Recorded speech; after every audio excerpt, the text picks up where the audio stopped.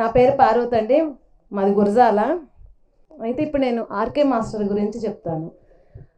ఆ గురువు గారు ఇంకా నేను శరీరంతోనే ఉన్నారేమో అనుకున్నాను. ఎప్పుడు 4 సంవత్సరాలు అవుతుంది. బాగా కనెక్ట్ అయ్యాను. ఫోన్లో ఈయనెవరో కలవాలి అనుకున్నాను. తర్వాత తెలిసింది ఆయన శరీరాన్ని వదిలేశారు అని. కానీ ఇప్పుడు చూసా నేను మన ఆశ్రమంలో శరీరంతో ప్రతి ఒక్క మనిషి దగ్గరికి వెళ్ళారండి. ఇది నిజం. అంటే మానసికంగా కనెక్ట్ అయ్యాను కదా, అలా చూస్తూ ఉన్నప్పుడు నా కళ్ళంబట ఆనంద బాష్పాలు వచ్చినాయి. నేను ప్రతిదీ కూడా అంటే సాధన పరంగా సాధన చేశాను కానీ నాకేం తెలీదు. చూసే వాళ్ళందరూ బాగా చదువుకుంది అనుకుంటారు, కానీ నేను ఎక్కువ ఏం చదువుకోలేదు. నేను చదువుకుంది చాలా తక్కువ, తెలుగు మాత్రమే చదవగలను. కానీ సాధన చేయమనండి, వేరే వాళ్ళకి గాయత్రి మాత మంత్రం గురించి చెప్పమనండి, అద్భుతంగా వాళ్ళే చెప్పించుకుంటారండి. నాకు తెలీదు.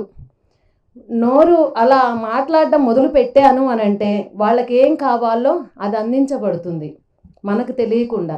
అలాగే మాస్టర్ గారి గురించి కూడా ఇప్పుడే జస్ట్ ఈ మాస్టర్ గారు, యోగా మాస్టర్ గారు అన్నారు కదా, వారు మాట్లాడేటప్పుడు కూడా నేను అలా కళ్ళు మూసుకొని ధ్యానంలో కూర్చున్నాను. ఎవరైతే కావాలి అని ఇన్నర్ మెసేజ్ పెట్టానో వారు ఇక్కడ దొరికారండి. మాకు కావాల్సిన వారు. ఎందుకంటే మాస్టర్ గారి గురించి అంతకుముందు అనుకునేవారు ఏంటంటే గురువుపదేశం తీసుకుంటే ఒక్కరే గురువు గారు అనుకునేవారు. కానీ మాస్టర్ గారు చెప్పిన వీడియో వింటూ ఉంటే అబ్బాయి ఇలాంటి గురువు నాకు లేరే అనుకున్నాను. కానీ ఇలాంటి వాళ్ళ రూపంలో ఇక్కడే ఉన్నారు అని తెలిసింది. 34 మంది గురువులు అన్నప్పుడు వాళ్ళందరి దగ్గర నేర్చుకొని మనందరికీ చెప్తూ ఉన్నప్పుడు మనకు కష్టం అనిపించింది. కానీ అలాంటి వారు ఉండటం కష్టం కాదు, ఇష్టం చేసుకున్నప్పుడు అది అద్భుతంగా మనకి ముందుకు సాగొచ్చు అన్నమాట. అట్లాగే ఈ మాస్టర్ గారి గురించి అంటే ఆర్కే మాస్టరు అసలు తెలియదండి, అసలు వారెవరో తెలియదు. కానీ ఇక్కడికి వచ్చే ముందు కానీ నాడా కోడూరు వెళ్ళినప్పుడు కానీ లక్ష్మీపురం వెళ్ళినప్పుడు కానీ జర్నీలో మాతోనే ఉంటారండి. అంటే అలా కనెక్ట్ అయ్యాము. గాయత్రి మంత్రం ఎందుకంటే ఎక్కువ చేస్తూ ఉంటాం కదా. అంటే నేను ఇందాక అమ్మ చెప్పారు, గౌతమి అమ్మగారు ఏమనంటే 1,25,00,000 కాదు, ఇంకా ఎంతో నేను లెక్కించలేదు, లెక్క పెట్టలేదు, సుమారు. అంతేగాని అది కూడా తెలియదు. నేను చేయించే వాళ్ళందరికీ కూడా నేను కాదు చెప్పాలి కాబట్టి చెప్తున్నాను. ఆ గాయత్రి విశ్వమాత అందరితో చెప్పించుకుంటూ ఉంటుంది. ఫస్ట్ ఏమనంటే ఒక్క మాల 24 సార్లు అని చెప్తాను, తర్వాత 3 మాలలు, అక్కడి నుంచి 11 మాలలు, అక్కడి నుంచి 27 మాలలు, 30 మాలలు, 40, 45 మాలలు చెప్తూ ఉంటే అమ్మ మేము చేయగలమా అంటారు.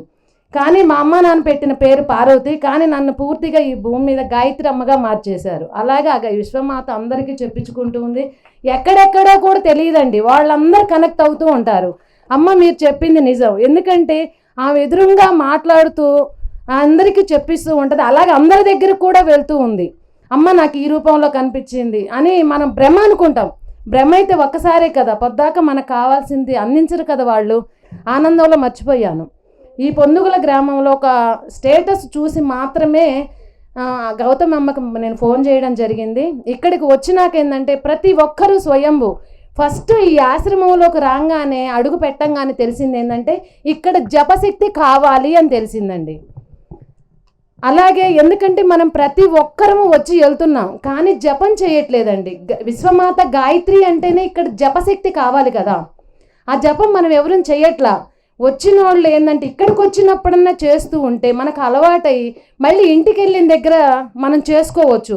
అందరూ అంటారు ఏమనంటే అమ్మ గాయత్రి చేయకూడదు అని మనతో చాలామంది చెప్తారు. నాతో బ్రాహ్మణులు కూడా యుద్ధం చేశారు, నువ్వు ఆడమనిషివి ఎలా గాయత్రి మంత్రం చేస్తున్నావు అని అన్నారు. కానీ నన్ను చూసిన వాళ్ళు అనుకుంటారు ఏమనంటే నేను చాలా ఇదిగా ఉన్నానని.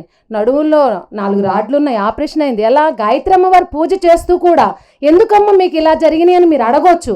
కానీ కర్మలన్నీ దగ్ధం అవ్వాలంటే మనం శరీరపరంగా అనుభవించాలండి. అలా అనుభవిస్తేనే ఇంకా తర్వాతకి ఏమి ఉండవు.